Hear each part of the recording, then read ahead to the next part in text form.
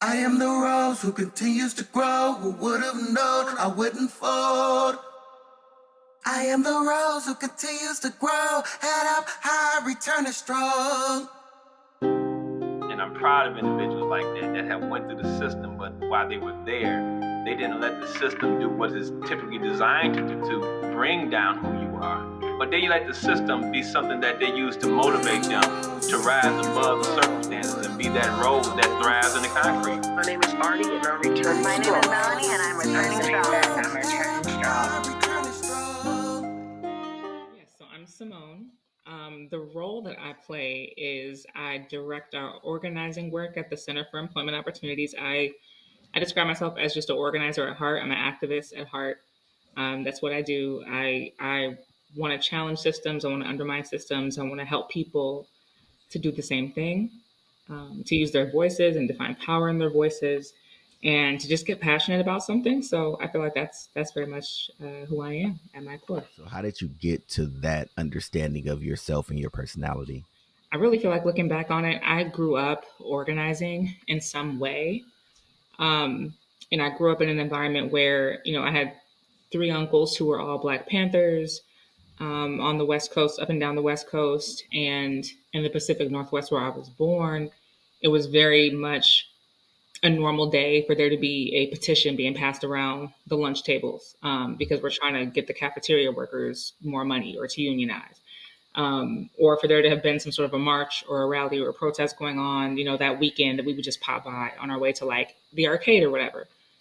So I feel like I kind of grew up in an environment where it was very normal to see a lot of people just taking action and not even necessarily, as a career.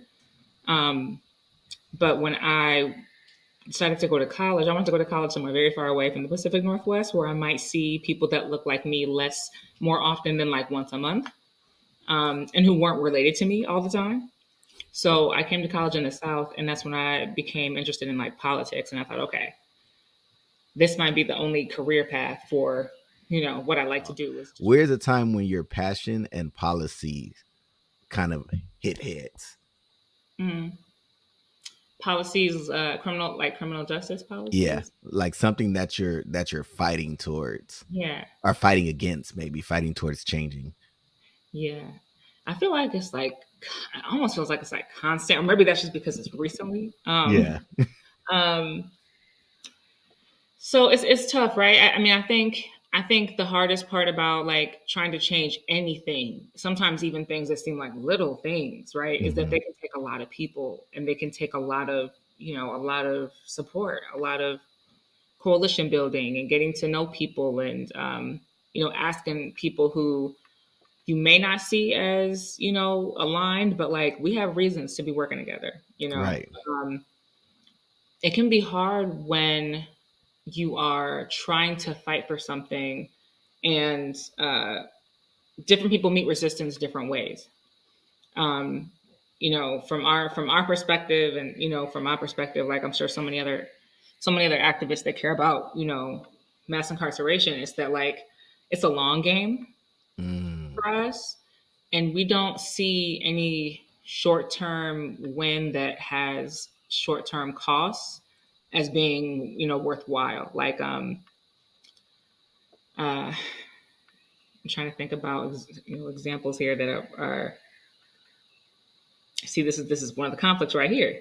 um, is that I think sometimes it can feel like people want to approach things with honey, and Hmm. sometimes honey is very effective, and sometimes honey is a way that everyone can win, Hmm. um, but not all the time. And unfortunately, sometimes some vinegar is needed. Sometimes some muscle is needed. Sometimes you have to get up from the table and walk away because we're not going to get served here today. So I think that's when it can be the biggest conflict, is when um, you don't want to let people down when they're thinking like, well, hey, here's something, we could, maybe work with this. Hmm. Um, and something, in my spirit and my instincts is telling me like, nah, this is going to set a pattern here. We are not being heard. We need to make a statement in this moment. We need to be willing to lose today, for what we really want here. And I believe in do no harm. So we may never be as I may never see the future I'm fighting for in this lifetime. I've decided that we've heard that before, you and I both. Like Hmm. this, I may not live in the world that I want to see, but I'm definitely not willing to like make it worse. I Um, think being willing to lose when you're passionate about something is a huge exercise in control, but also a huge sucks. yeah, right, a huge exercise in maturity, right? Yeah. Because as a child I want to win everything, and I Yes. will keep Yeah. going until I win. But we don't Yeah. realize that when we fight a losing battle, sometimes a win is not a win, No. right? Because No. we've given up too much in order to get to this finish line. So Exactly. deciding what that too much is, and it's different for individual people, but deciding what that too much is a huge lesson in maturity. For sure. And like I will definitely say that. Like you have to define it, right? Like Hmm. it's in my opinion, my humble opinion, it's not enough to just be defiant, right? Hmm. Being defiant is different than being passionate or being principled. Being principled means that you have principles that you can articulate, right? Like you have a clear, a bottom line or a clear goal. Like definitely have to have clarity with what those are. It can't just be that this isn't my way, so I'm not with it. That's not progress. That's not Yeah, movement. But when you know what your values are, and when you know that this is not in alignment, it's just that it's being willing to lose and like I love that. I love that. You mentioned that you are actually new to leadership, although although you have a history of politics or of policy change in some shape, form, or fashion. This yeah. is you're new to the actual leading part of it. What perspective, now that you've been in it for a while or a good amount of time, what's your perspective of what you bring to the table as a new leader versus being around people who have been in policy for a while? Yeah. So I was a supervisor for about 2 years before I took this role. I'd never been a director before, so I'd never managed managers before. And I think my perspective of it is I still feel so close to the individual contributor, the individual worker, Hmm. that I feel like I still make a lot of decisions thinking about, okay, what did I want? Like, what did I respond to when I was in that role and when I had people to report up to? Um, and sometimes a chain that felt very long and very slow and very rigid. You know what I mean? Like, what did I like? And I'm just such a believer in like autonomy and in freedom um, and people being able to do things the way that they're the most inspired and energized in doing it. I think that might be a little bit more of what I bring. I feel like while I embrace healthy company cultures, and this is the healthiest company culture in my current role that I've ever been in ever. I have such like just a love and like a desire to like see an individual do things their way. You know what I Hmm. mean? And like just have the power to do things their way and to like to find answers on their own and to trip a couple of times and to make a couple of mistakes and to fall short and to be like, okay, what did I learn from that? Because like the freedom to do your job your way, it means the freedom to make mistakes. Hmm. So I'm not I think as a leader, I'm probably on the opposite end of a micromanager in a lot of respects. Um, I want to see people come up with ideas. I want to see them carry them out. I want to see them, tell me what goals they think are impactful or that the direction they think we should be going. I want to hear them tell me why. Why, what is it about that? Like, why that? You know what I mean? Like, I really care about your thought process. So yeah, I think that's probably the lens that I still have. Just being somebody who has less than 5, maybe 4 or 4.5 years of leadership experience. Is that like I'm still very much like I think a worker with my team. I like that. And then what? Because the theme of this is justice involved voices in leadership. So let's Yeah. talk about the what impact you bring as being someone who is just as involved into the work that you're doing. I feel like that the truth of that question has got to be like with you and like with my team to be so honest because like I look at so many of us who have similar experiences but unique Hmm. similar destinations. but like very unique paths to get to getting there. Like our past experiences may have lots in common, but the routes that we took were very different, and some Mm-hmm. were very short and sharp.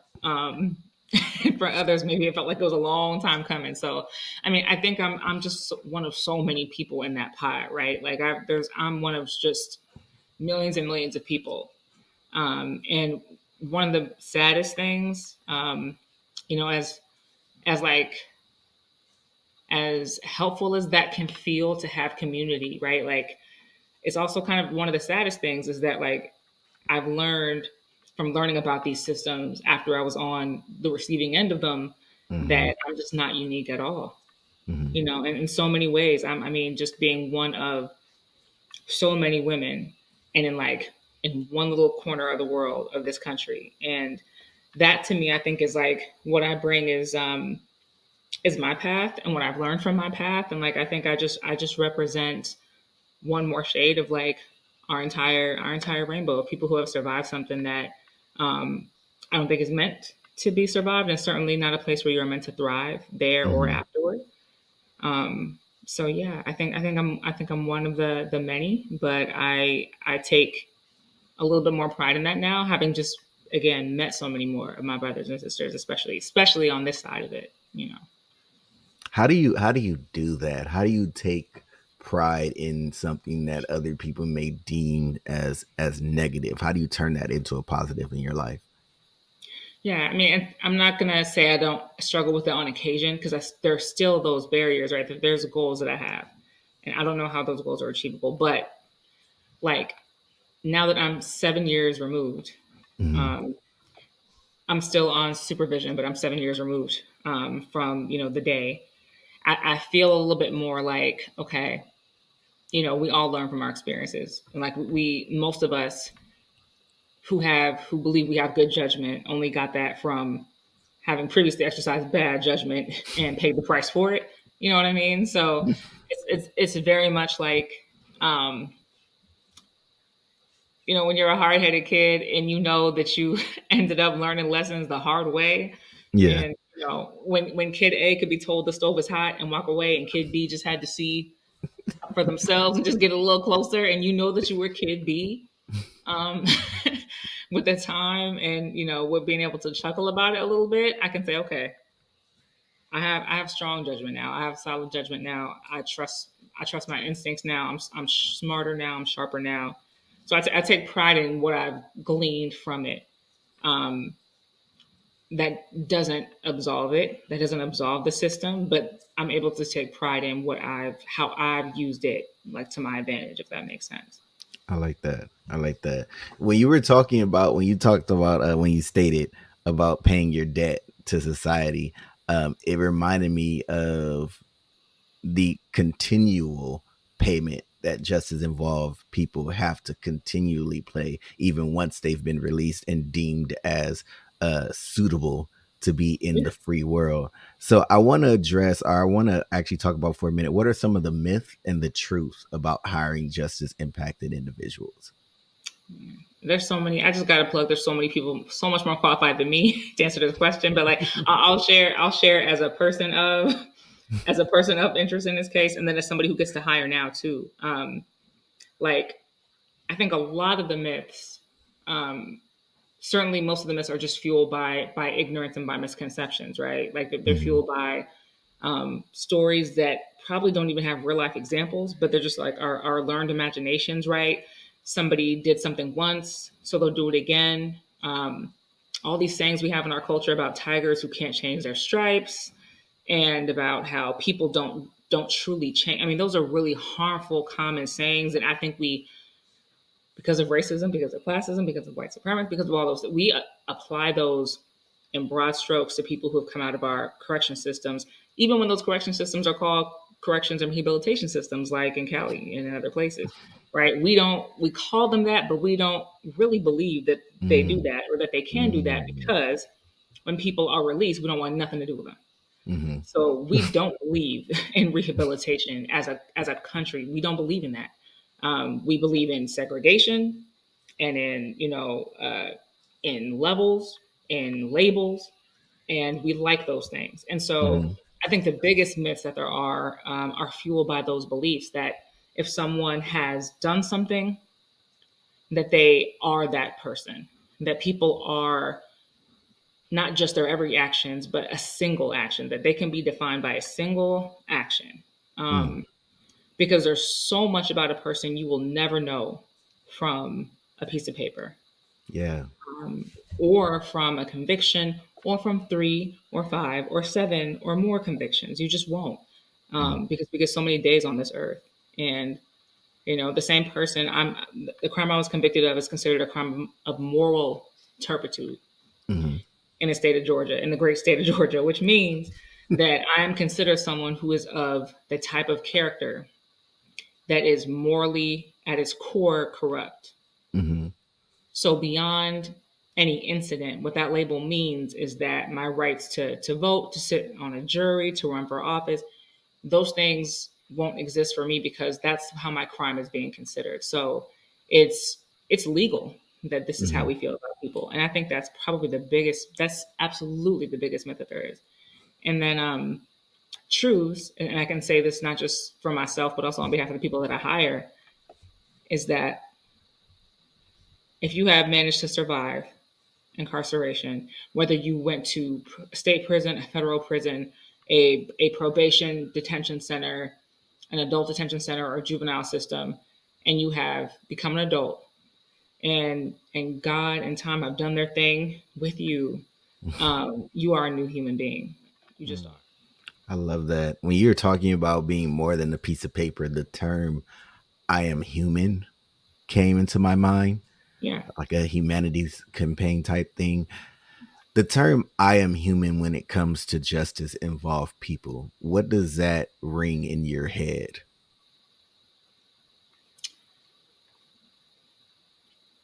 It's multifaceted, right? Like humans are complex. So Mhm, like when you think about saying like I'm human means in a way like for better or for worse, right?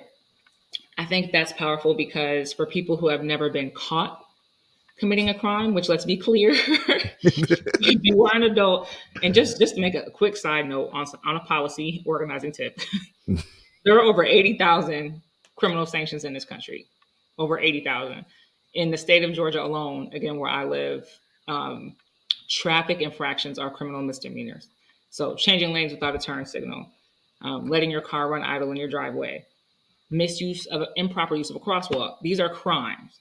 Okay, I just want to make it very clear. I feel like I wish this was a T-shirt for everybody to pass out. If you are an adult in this country, you have you have absolutely committed a crime. committed a crime.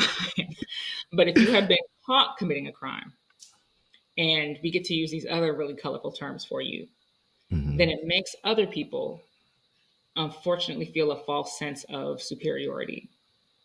You mm, are human whether or not you've ever been in the system. You are human whether or not you get the privilege of presiding over the system, whether or not you have immunity from the system. You are human. You have committed crimes. You are flawed, and it goes both ways. So it's a big little word. You know what I mean? ooh. It just doesn't give you so much to think about, like the same people. Anyway, When you talk about the, and this is more of a I guess a thought reflection. That's the word. When you yeah, talked about people feeling superior over other people, it just brought up the term of slavery and how they were able to do such atrocities is because they didn't see people as human. They didn't see us as human. They didn't see my ancestors as human. So right. because they didn't see us as human, and they saw us as property, they were able to do whatever they wanted because they felt like they were superior. They were the superior being. And Yeah, it's crazy how, although the Emancipation Proclamation went forward, it's like they found another way in order to continue the superiority and change the name from slavery to incarceration. I mean, it's education for us all, for Black or for non-Black. The new Jim Crow, Michelle Alexander. Essential reading should be elementary school reading. But no, I mean, in very obvious, very clear ways, there were laws created for the purpose of being able to create a criminal class. Right? You cannot have capitalism where resources are earned, in air quotes for anyone who can't visibly see this, unless there are people who cannot earn. There has to be class. There has to be a category or more of people who are excluded from resources. So you have to find ways to do that. And if we can't make it simple by just saying, you black, so no to you, you're brown, so no to you, you're yellow, so no to you, you're native, so no to you. If we can't make it that simple, now we have to get creative. So now we have to find different ways to create classes of people so that resources can be hoarded, so that they don't have to be fairly distributed, right? So that's the goal, right? And that's like how the system, works as well as it does. But it's very true. So it's a question of not just the people who are behind the systems, but really for everyone else. Like for everyone else who has never been, in trouble, who doesn't think this applies to them. It's really about them understanding and people really feeling and acknowledging that, like, I have done things that could have put me in the same situation as people who have been really harshly punished by these systems. And I haven't been. What does the term returning strong mean to you? That's a really powerful question.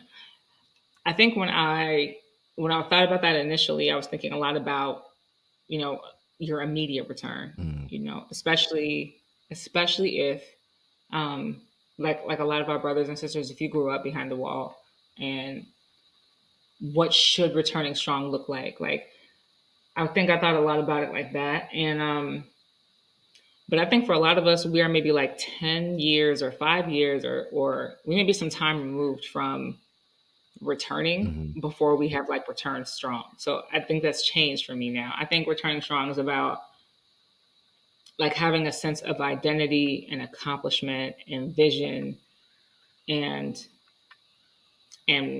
goals and self-love. Yeah. As a person who has survived incarceration, like, I think that's what that state is. I don't know when that state happens. And maybe it happens for some people pretty quickly. Maybe it does. I've met people who, many people who told me prison saved their lives. And so maybe for some people that's a quick process. But I think it's like returning strong is the state of, I have returned. I have my identity back. I've been changed, but like the parts of me that matter, I have those parts. I've gotten those pieces back. I have my laugh and my joy back. I have my optimism back. Or maybe I have it for the first time. Right? Because may not have had it before. Maybe, right. You may not have. And maybe and all those other things. Like maybe goals, like maybe you never had a sense of what those were. Or maybe you did not see yourself at 40 or 50. A lot of us did not see ourselves after a certain age. Yeah. Woo.